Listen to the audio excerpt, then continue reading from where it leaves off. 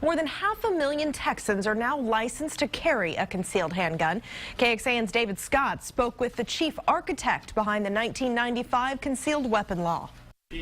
584,000 Texans have concealed handgun licenses, including the construction foreman in Wednesday's shooting. That was made possible by a 1995 law spearheaded by Land Commissioner Jerry Patterson, then a second-term senator out of Galveston. He believes it's irrefutable. Packing a gun can save your life. If you're going to commit capital murder, which is punishable by death, you're not going to be deterred by a Class A misdemeanor offense of unlawful possession of a handgun. It just doesn't make sense. 1 in 45 Texans, about 2%, now concealed carry. This year, the state training requirements were eased, and Patterson believes critics have been proven wrong. The opposition predicted blood in the streets, wild, wild west, and shootouts at every four-way stop. What has happened since that time?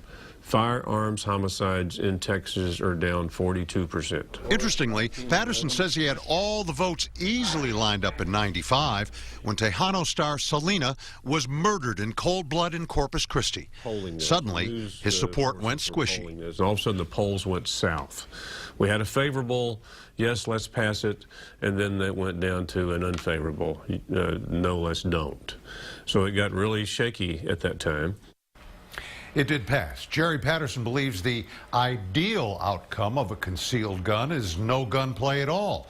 That by flashing it or pulling it, you could deter a showdown from going any further. David Scott, KXAN News. We want to give you some more perspective on the people who have concealed handgun licenses. The Texas Department of Public Safety does keep track of all criminal convictions and whether the people committing those crimes were licensed to carry guns. The latest numbers from 2012 show out of all the convictions in the state that year, only 120 convicted criminals had licenses. That's just under 0.2%.